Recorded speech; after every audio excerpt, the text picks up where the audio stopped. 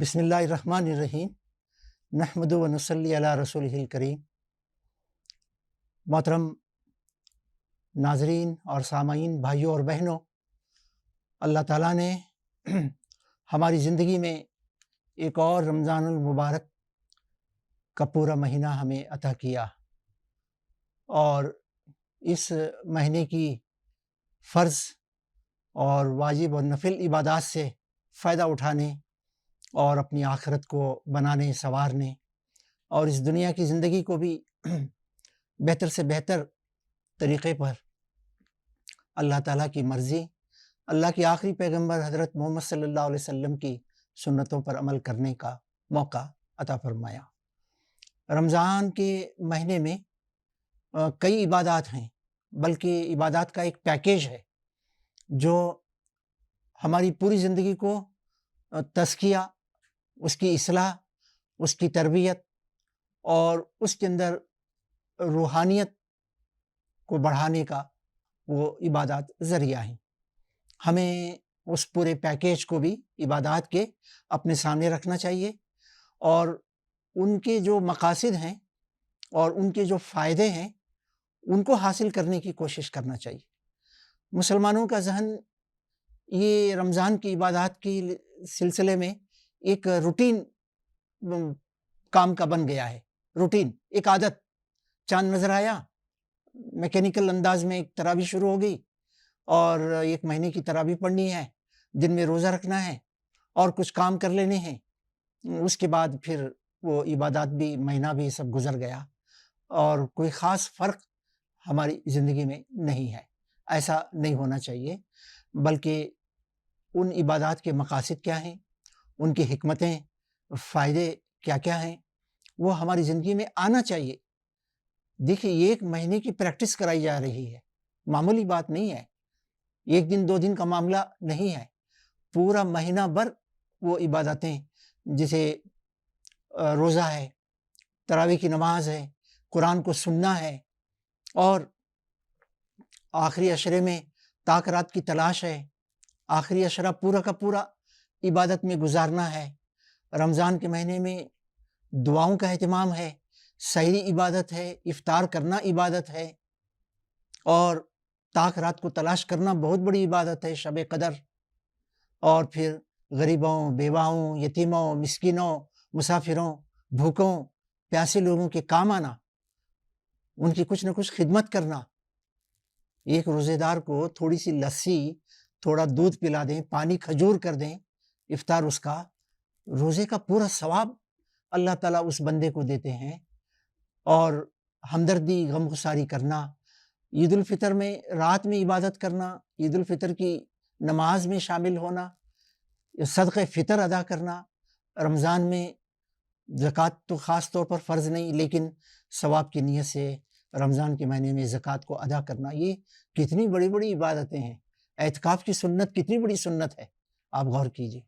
تو میں روزے کے بارے میں دو چار باتیں مختصراً آپ کے سامنے بتاؤں گا۔ رمضان کی سب سے بڑی عبادت اگر آپ دیکھیں گے فرض عبادتوں میں، وہ روزہ ہے، رمضان کا روزہ۔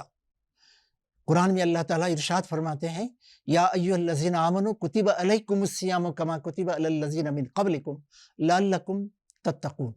اے ایمان لانے والو، مرد اور خواتین دونوں کو خطاب کر کے کہا جا رہا ہے کہ تم پر روزہ فرض کیا گیا ہے، اور تم سے پہلی امتوں پر بھی یہ روزہ فرض تھا۔ اب دیکھیے، اس کا مقصد کیا ہے روزے کا؟ کیا یہ کوئی رسم ہے، کوئی رواج ہے، کوئی پرمپرا ہے جو چل رہی ہے تو بس باپ دادا کر رہے تھے ہم بھی کریں، ہمارے بعد ایک 60-70 سال کے بعد میں آنے والے بھی کہیں گے کہ ہمارے دادا پردادا کرتے تھے، ہم بھی کر رہے ہیں؟ نہیں، یہ ایک فرض ہے۔ توحید رسالت کی گواہی کے بعد اسلام کے بنیادی ارکان، اسلام کی سب سے بڑی عظیم عبادت روزہ فرض ہے، اور اس کا مقصد بھی بتایا، تمہارے اندر اللہ کا تقویٰ پیدا ہو۔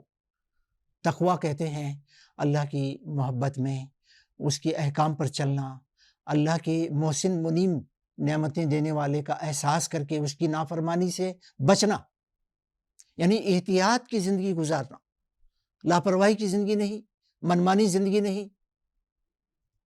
ایسے ہی موڈ میں آ گیا، کچھ نماز پڑھ لی، کچھ روزہ بھی کر دیا، کبھی تراویح کو گئے کبھی نہیں گئے، ایسا نہیں۔ اللہ کے جو بھی احکام ہیں معلوم کرنا، اللہ کے رسول صلی اللہ علیہ وسلم کی جو رمضان میں تعلیمات ہیں، روزے کے بارے میں جو ارشادات ہیں، وہ سب یاد کرنا، ان کے اوپر خلوص دل سے عمل کرنا، اخلاص کے ساتھ کرنا شرط ہے۔ اخلاص یعنی صرف اللہ سے اجر پانے کی امید میں، لوگوں کو دکھانے کے لیے نہیں، اپنے آپ کو بتانے کے لیے نہیں کہ دیکھو کتنا بڑا روزے دار ہے، کتنا بڑا تراویح پڑھنے والا ہے، کتنا رات کو جاگ کر نفل پڑھنے والا ہے، نہیں، صرف اور صرف اللہ کے لیے خلوص کے ساتھ کرنا۔ اب دیکھیے روزے کے بارے میں بہت ساری حدیثیں، بہت حدیثیں ہیں، لیکن ایک حدیث قدسی اللہ تعالیٰ خود فرماتے ہیں کہ الصوم لی فإنہ، یعنی بندہ میرے لیے روزہ رکھتا ہے، بے شک بھوکا پیاسا رہتا ہے میری خاطر، میں ہی اس کا اجر دوں گا، انا اجزی بہ، میں خود اس کا بدلہ دوں گا، کتنا بدلہ دوں گا نہیں بتایا۔ حدیثوں میں یہ خبر دی گئی کہ روزے دار لوگ جو دنیا میں گرمی میں، سردی میں، بارش میں، دھوپ چھاؤں میں روزے رکھتے ہیں، آخرت میں اعلان ہوگا کہاں ہیں وہ روزے دار؟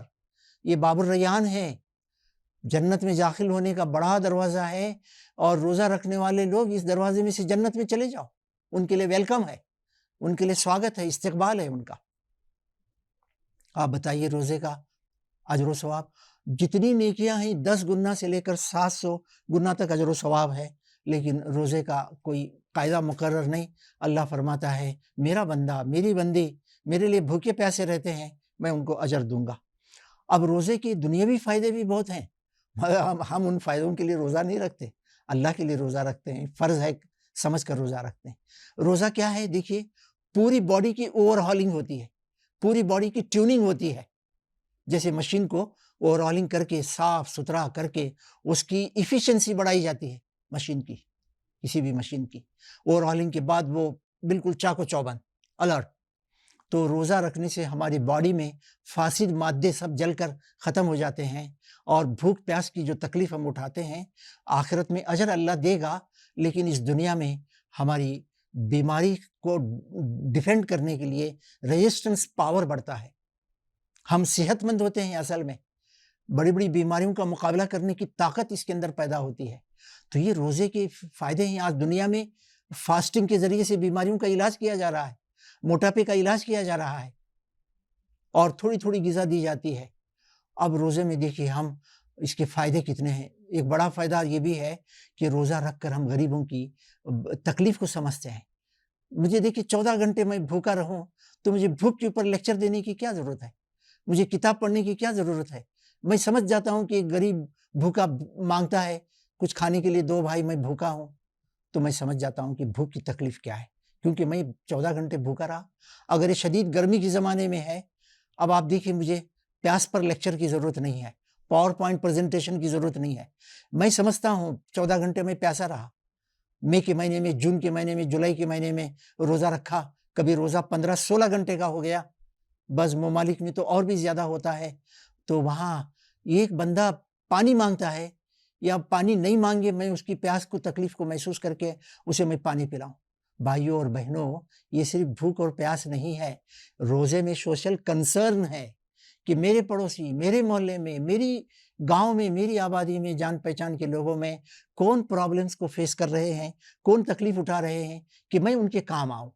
تو یہ فائدے ہیں، اور اسی طرح سے آخرت میں بھی اس کے فائدے بہت بڑے، میں نے بتا دیا آپ کے سامنے۔ تو غرض یہ کہ روزہ رمضان کی سب سے بڑی عبادت ہے، 1 مہینے تک ہم کو پریکٹیکل ٹریننگ دی جا رہی ہے اللہ کے حکم پر چلنے کی اور کنٹرول کرنے کی نفس کو۔ یہ نفس ہمارا خدا نہ بن جائے، کیونکہ نفس چاہتا ہے، وہ خواہشات پر چلانا چاہتا ہے، ہم اسے انکار کرتے ہیں۔ تو یہ روزے کے بارے میں چند باتیں تھیں، ہمیں عادت کے طور پر نہیں، روٹین کے طور پر نہیں، سوچ سمجھ کر سحری کرنا چاہیے، نیت کرنا چاہیے، اللہ کی رضا خوشنودی کے لیے، آخرت میں اجر پانے کے لیے روزے کا اہتمام کر کے یہ سارے کام بھی ہمیں روزے میں کرنا چاہیے۔ اللہ تعالی ہمیں اس کی توفیق عطا فرمائے۔ وآخر دعوانا ان الحمد للہ رب العالمین۔